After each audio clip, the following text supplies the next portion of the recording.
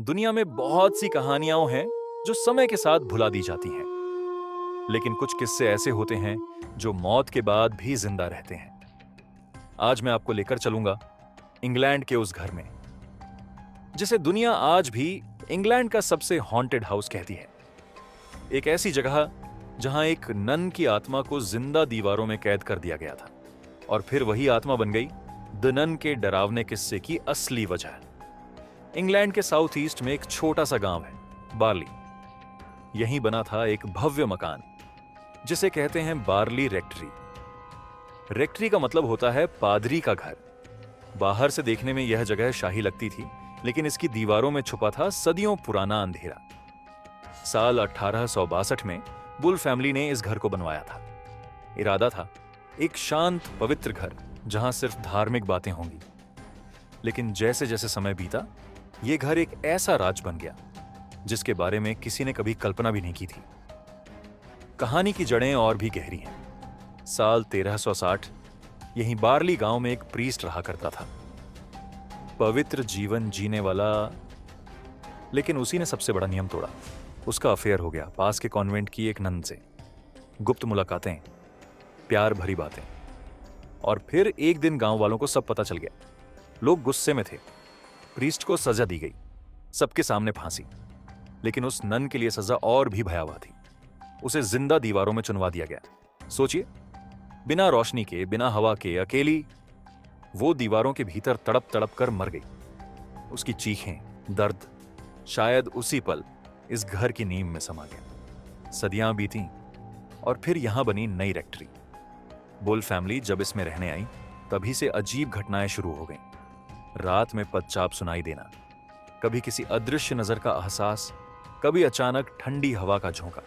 लोगों को परछाइयां दिखती जो पल भर में गायब हो जाती।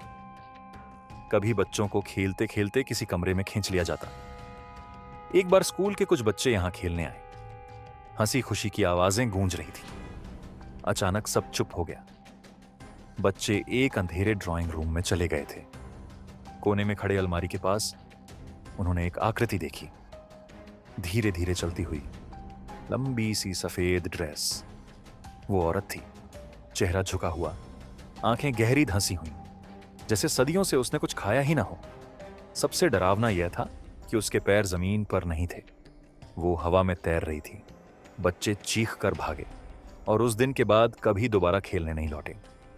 एक प्रीस्ट ने इस रेक्टरी में 37 साल गुजारे। कोई बड़ी घटना नहीं हुई। उन्होंने सोचा सब एक वहम था। लेकिन जब वो रिटायर होने वाले थे, ठीक उसी हफ्ते आंगन से चीख सुनाई दी। घनी झाड़ियों में उन्होंने एक बूढ़ी औरत का साया देखा, नन की ड्रेस में। वो खड़ी रही और फिर धुएं की तरह गायब हो गई। यही थी बार्ली नन की वापसी।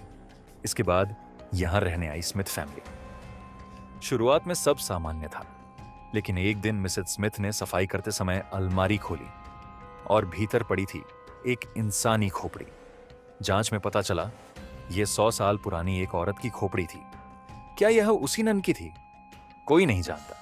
लेकिन इसके बाद घटनाएं और बढ़ गईं। चीजें अपने आप हिलने लगीं। रात में आवाजें आने लगीं। परिवार ने अखबार को खबर दी। एक मशहूर अन्वेषक, हैरी प्रिंस, यहां आया। उसने जगह का निरीक्षण किया और कहा, यह आत्मा बहुत समय से यहां कैद है। इसे भगाना आसान नहीं होगा। बेहतर है कि तुम लोग ही यहां से चले जाओ। कुछ साल बाद स्मिथ परिवार यहां से चला गया। फिर आई फॉस्टर फैमिली। लेकिन उनके समय में घर में आग लग गई। रेक्टरी जलकर खाक हो गई। इसके बाद मामला पहुंचा दुनिया के सबसे प्रसिद्ध paranormal investigators Ed and Lorraine Warren तक। उन्होंने जगह की जांच की, इतिहास खंगाला और समझ गए कि यहां सिर्फ एक नन की आत्मा नहीं, बल्कि और भी शैतानी शक्तियां इकट्ठा हो चुकी हैं। उनके अनुसार रिचुअल्स के बाद नन की आत्मा को मुक्ति मिल गई। लेकिन इस जगह की नेगेटिव एनर्जी आज भी पूरी तरह खत्म नहीं हुई है। इसीलिए आज भी बार्ली रेक्टरी को इंग्लैंड का सबसे हॉन्टेड हाउस कहा जाता है। बाद में हॉलीवुड ने इसी घटना से प्रेरणा ली। एड और लॉरेन की फाइल्स से निकला वो कैरेक्टर द नन, जिसके शरीर पर वलाक नामक शैतान ने कब्जा कर लिया था।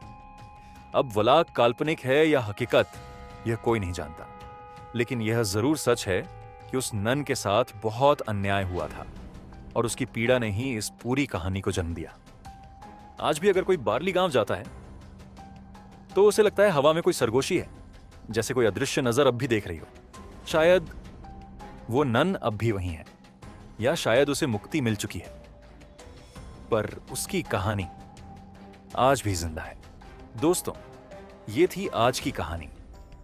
अगर आपको ये सुनकर अच्छा लगा और आप चाहते हैं कि ऐसी और भी डरावनी और रहस्यमयी कहानियां आप तक पहुंचें, तो इस चैनल से जुड़े रहना मत भूलिएगा।